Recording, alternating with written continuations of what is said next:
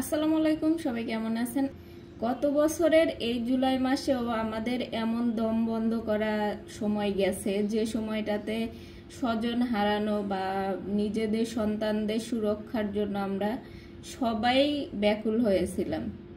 আজকে ঠিক এক বছর পরেও এই একই মুহূর্ত চলতেছে, কিন্তু ঘটনাটা দুই রকমের হলেও এখানে মানবতার কিছু প্রশ্ন থাকে।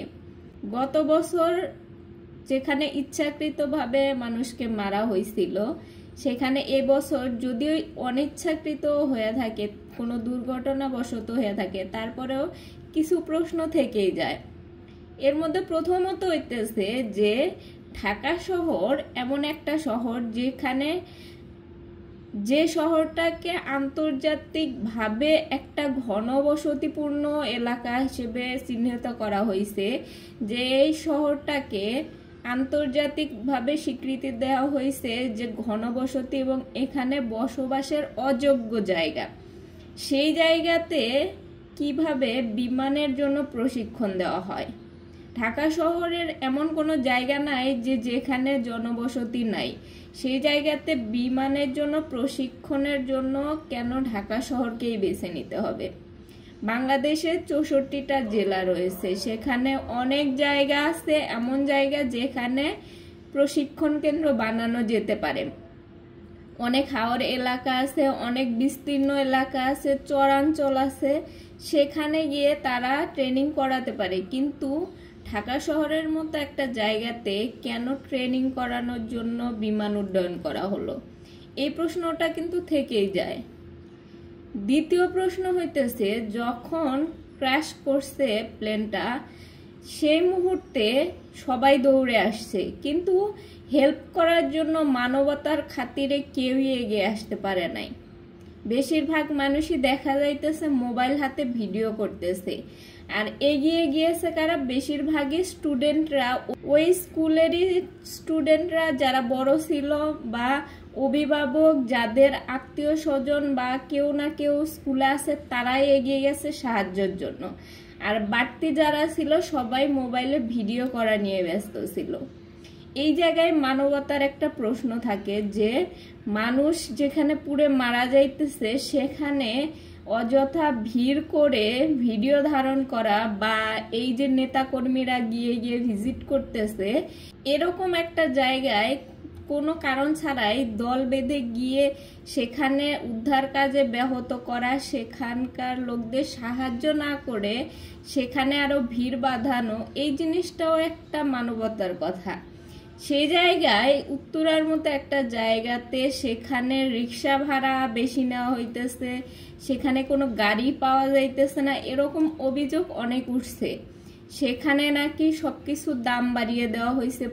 যেখানে পানি দেওয়ার কথা ছিল সেই জায়গাতে নাকি ক্যান্টিন বন্ধ করে দেওয়া হয়েছিল, এবং পানির অভাবে অনেক মানুষই আর্তনাদ করতেছিল।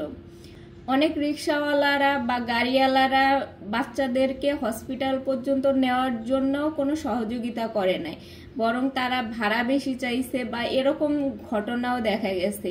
এবং অনলাইনে অনেক ভিডিও এরকম আছে যে প্রথমত যারা বেরিয়ে আসছে পুড়ে গেছে, তারা একা একা দৌড়াচ্ছে, কোন দিকে যাবে ভেবে পাচ্ছে না।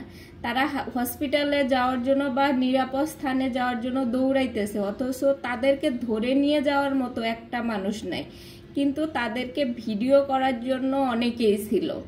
এখানে যে বাচ্চাগুলা মারা গেছে বা অভিভাবক যারা শিক্ষক ছিলেন যারা মারা যাইতেছে, এদের যে কতখানি কষ্ট হইতেছে এটা তারাই বুঝতে পারতেছে। আমরা যারা প্রত্যক্ষদর্শী আছে, যারা দেখতে গিয়েছে, তারা হয়তো বুঝতে পারতেছে, কিন্তু আমরা যে অনলাইনে দেখে এত হাহুতাশ করতেছি, তাহলে তাদের অবস্থাটা ভাবেন যে তারা কতখানি পেন নিয়ে এই সমস্ত দেখতেছে এবং উদ্ধার কাজ চালাইতেছে। যাদের স্বজন হারাইতেছে, যাদের বাচ্চা কাচ্চা হারাইতেছে, তারা বুঝতেছে আসলে কেমন লাগতেছে। আমরা অনলাইনেই ঢুকতে পারতেছি না, তাহলে তাদের অবস্থা বুঝেন। এই জায়গা থেকে বিভিন্ন ধরনের মন্তব্য করা বা বিভিন্ন রাজনীতি নিয়ে খেলা, লাশ নিয়ে রাজনীতি করা, এইগুলা থেকে বন্ধ হওয়া উচিত। আমাদের বাংলাদেশে গত বছরের জুলাইয়ে অনেকেই সহমর্মিতা দেখাইছে, অনেকেই বিনামূল্যে পানি, ফ্রি খাবার এই সমস্ত বিতরণ করছে। অথচ একটা দুর্ঘটনার সময় সেখানে পানি পাওয়া যায় না, সেখানে গাড়ি ভাড়া, রিক্সা ভাড়া বেশি নেওয়া হয়, যেখানে রক্তের জায়গাগুলোতে প্রথমত অনেক কষ্টকর হয়েছিল। তো এই সমস্ত বিষয়গুলো আসলে আমরা বাঙালি হিসেবে আমাদের মানবতা সবটুকুই শেষ করে দিতেছি মনে হয়। পরিশেষে বলবো, এরকম দুর্ঘটনা আমরা কখনোই চাই না, কোনোদিনও চাই না। এর সুষ্ঠু তদন্ত হওয়া উচিত যে কি কারণে একটা স্কুলের উপরেই গিয়ে বিমানটা পড়লো, এবং সেখানে হয়তো পাইলট চেয়েছিল মাঠের ভিতরে ফালানোর জন্য, কিন্তু মাঠের ভিতরে না গিয়ে বিমানটা একদম স্কুলের উপরেই পড়লো। তো যাই হোক, এর সুষ্ঠু তদন্ত হওয়া উচিত। বাংলাদেশের জন্য বিমান বাহিনী হোক, সেনাবাহিনী হোক, সবার যে প্রশিক্ষণটা জনবসতি থেকে দূরে করা উচিত, এবং ভবিষ্যতে যেন এরকম দুর্ঘটনা এড়াতে পারে এইরকম জায়গাতে করা উচিত। আর বিমানটা নাকি অনেক পুরনো, এ নিয়েও অনেক কথা হয়েছে। যদিও বিমান বাংলাদেশের বাজেটের বেশিরভাগই দালালদের পেটে যায়, নেতাদের পেটে যায়। সরকারি টাকা, জনগণের টাকা কখনোই জনগণের কাজে আসে না। এবার যদি কাজে আসে তাহলে হয়তো ইনশাল্লাহ বাংলাদেশে এরকম দুর্ঘটনা হওয়ার সম্ভাবনাই বেশি থাকবে। সবাই ভালো থাকেন, আল্লাহ হাফেজ।